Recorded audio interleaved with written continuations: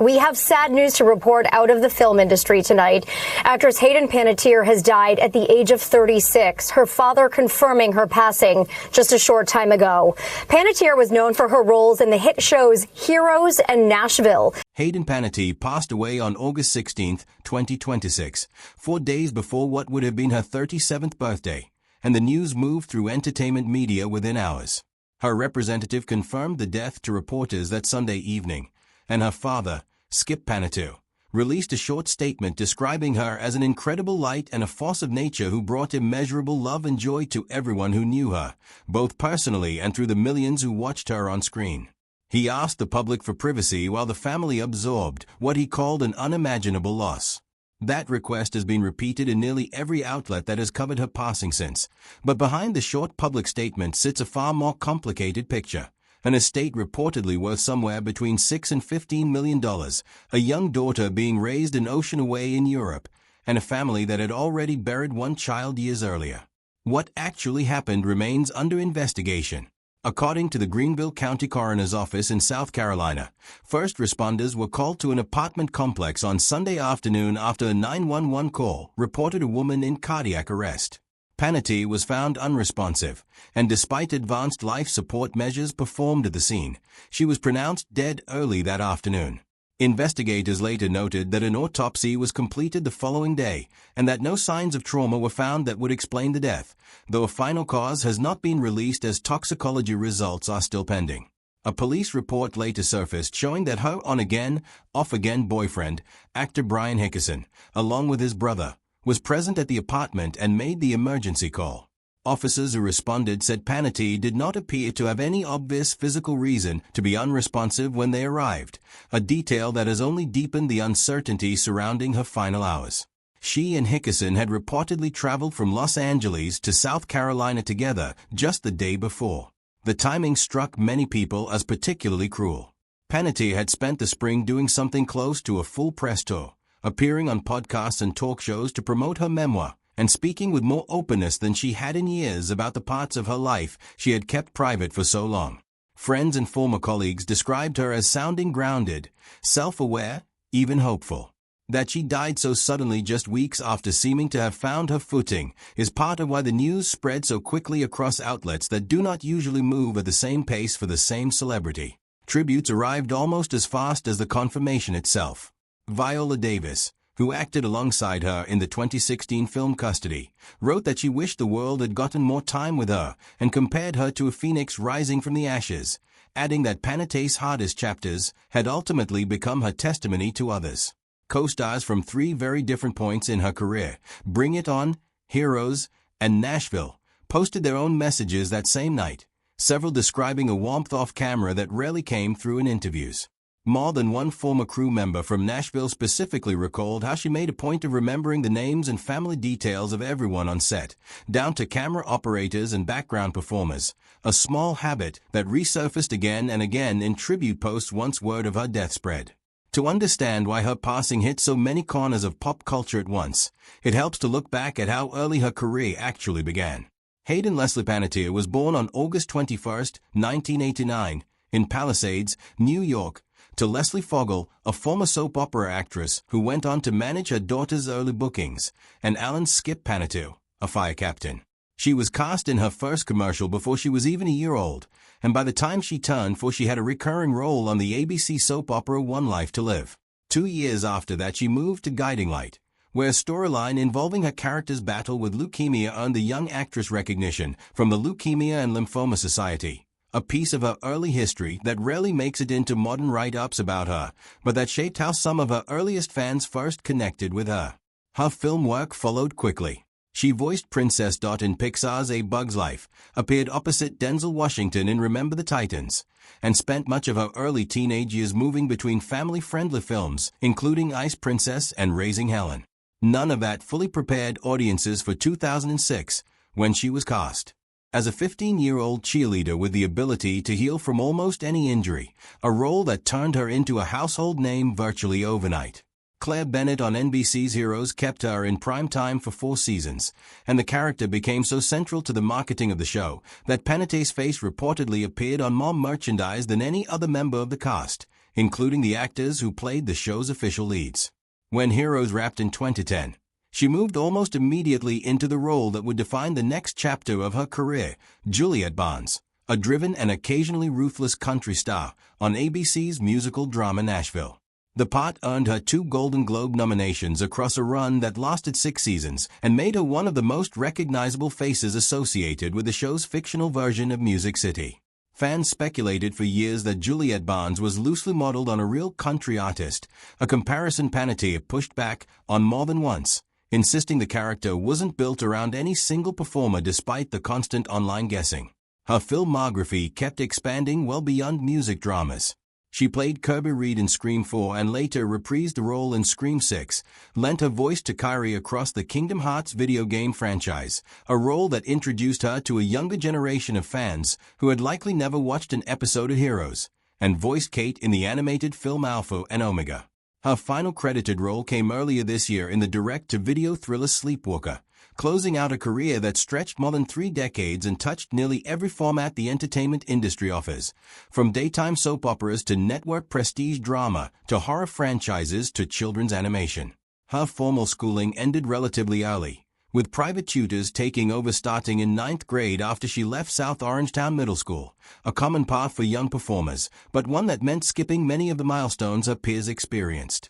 She has said in past interviews that she once considered stepping away from acting to pursue a more traditional education, a plan that became impossible once Heroes took off. Her family background includes Italian roots alongside some English and German ancestry, something she referenced occasionally when asked about her surname, which translates roughly to baker in Italian, and which fans have long struggled to pronounce correctly. There is a side of Panettiere that has gotten far less attention in the immediate wave of tributes, one that had nothing to do with acting at all. Estimates of her net worth after her death ranged anywhere from $6 million to $15 million, a spread wide enough to show just how unreliable celebrity wealth figures can be once you look past a single reported salary. Most of that fortune reportedly traced back to Nashville, where she earned an estimated $75,000 per episode across the show's 124-episode run, adding up to roughly $9 million from that role alone. Heroes reportedly contributed close to $2 million more, and Scream 4 added another $1 million, figures that do not include her music-related earnings, her voice acting income, or years spent as a brand ambassador for companies including Neutrogena, Candies, Kohl's, and Dunay & Bike, for whom she once designed a limited edition handbag. Real estate transactions add another layer to that financial picture. She purchased a home in the Hollywood Hills in 2008 for roughly $2.6 million and sold it in 2014 for just over $3 million. She later sold a property in Nashville in October 2018 for $1.65 million. Around the same period, her personal life was becoming increasingly public and difficult, a timing overlap that likely explains part of why estate estimates vary so widely now. Long before that financial picture came together, though, an 18-year-old Panettiere was already using her public platform for causes that had nothing to do with her career. In October 2007, acting as spokesperson for the Whaleman Foundation's Save the Whales Again campaign, she joined Sea Shepherd activists paddling into a cove in Taiji, Japan, in an attempt to disrupt the town's annual dolphin hunt. Fishermen pushed the activists back toward shore with poles, and the confrontation was later included in The Cove, the documentary that went on to win the Academy Award for Best Documentary Feature. Reports surfaced afterward suggesting Japanese authorities had issued a warrant related to her involvement, a claim she addressed publicly at the time, saying she doubted anything serious would come of it. That November, PETA gave her its Compassion in Action Award for the trip, and she returned to Taiji again in 2010 in an unsuccessful attempt to meet with local officials. Her activism went beyond that one high-profile trip. She delivered letters to Norwegian and Japanese diplomats calling for an end to commercial whaling, spoke at a 2007 Greenpeace event in Alaska, where she drew a distinction between commercial whaling and traditional Aboriginal practices, adopted a vegetarian diet, and joined the celebrity board of Ronald McDonald House Charities that same year. She also auctioned off a private dinner and whale-watching trip with herself to raise money for ocean conservation. She reportedly carried a small tattoo meant to read as a phrase for living without regret in Italian, though the wording was famously misspelled, a detail that resurfaced often in tribute posts as an oddly fitting footnote to a life that rarely slowed down. Her most significant relationship began in 2009 with Ukrainian heavyweight boxing champion Vladimir Klitschko, whom she met through a shared photography project. The two broke up and reconciled more than once before becoming engaged in October 2013. In December 2014, she gave birth to their daughter, Kaya Evdokia Klitschko, in Hawaii. After the relationship ended, Panettiere made what she described as an incredibly difficult decision in 2018, giving up primary custody of Kaya to Klitschko while she sought treatment for alcoholism, substance abuse, and severe postpartum depression. Kaya has spent most of her life since then living with her father in Europe. Panettiere spoke about that arrangement in later interviews, saying her daughter grew up knowing she had two parents who loved her and that the distance never made Kaya feel abandoned, in part because both parents worked to stay involved in her life through visits and regular video calls. Speaking openly about postpartum depression came at a professional cost. Neutrogena dropped her as a spokesperson not long after she discussed the condition publicly, a decision that looks especially out of step now given how openly public figures discuss mental health today. After her split from Klitschko, Panettiere began a relationship with Brian Hickison that became defined by a documented pattern of legal trouble. He was arrested in May 2019 on a felony domestic violence charge, then arrested again in February 2020 in Wyoming, accused of punching her during an altercation. By the summer of 2020, he faced 8 separate charges connected to their relationship, including multiple felony counts. Panettiere spoke about the situation publicly that July, saying she hoped coming forward with the truth would help others in abusive relationships find the courage to seek help. Hickison eventually pleaded no contest to 2 felony counts in 2021 and received jail time, probation, mandatory domestic violence classes, and a 5-year protective order. The couple later reconciled, and reports indicate they were together again in the days before her death. Grief added another layer to an already difficult period in her life. In February 2023, her younger brother Jansen Panettiere, also an actor, died suddenly at 28 from complications related to an undiagnosed heart condition. She wrote about that loss in her memoir and described in interviews carrying guilt that never fully went away, telling one interviewer that losing him felt like losing half of herself. In May 2026, she published that memoir, This Is Me, A Reckoning, an unflinching account of her struggles with postpartum depression, addiction, trauma, domestic abuse, and her brother's death.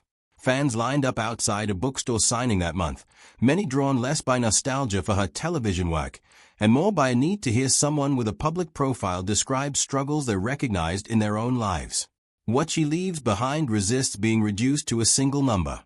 There is an estate valued somewhere between $6 and $15 million depending on the estimate, a body of work spanning more than 3 decades across film, television, and voice acting, a daughter who will grow up with her mother's own written words rather than second-hand accounts, and a family that had already endured one devastating loss before this one arrived.